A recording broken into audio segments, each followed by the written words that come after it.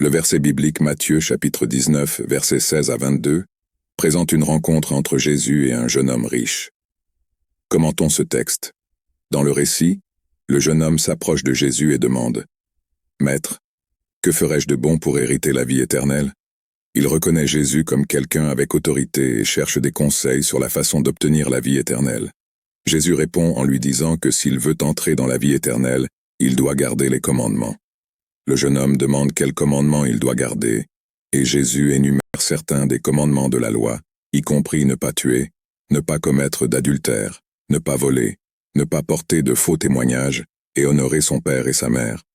Le jeune homme répond à Jésus en disant qu'il a gardé tous ces commandements depuis sa jeunesse.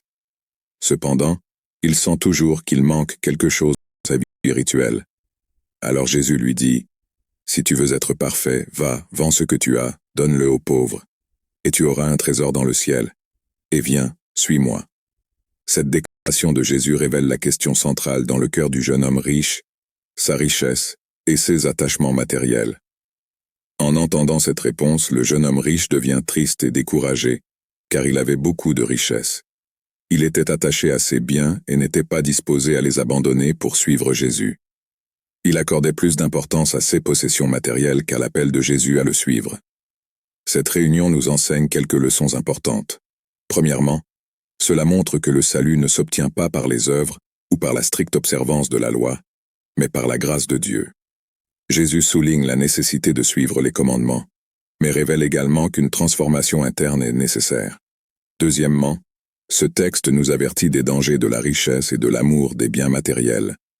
Le jeune homme riche a eu la possibilité de choisir entre sa richesse et Jésus, mais il a choisi ses possessions terrestres. Cela met en évidence l'importance de mettre Dieu en premier et d'être prêt à abandonner les choses qui nous éloignent de lui. Enfin, ce passage nous met au défi d'examiner nos propres cœurs et priorités. Sommes-nous prêts à abandonner tout ce qui nous empêche de suivre pleinement Jésus? Sommes-nous prêts à placer notre confiance en Dieu au-dessus des choses matérielles? En résumé, la rencontre entre Jésus et le jeune homme riche nous invite à réfléchir sur le vrai sens de la vie éternelle et sur l'importance de privilégier notre relation avec Dieu sur les richesses de ce monde.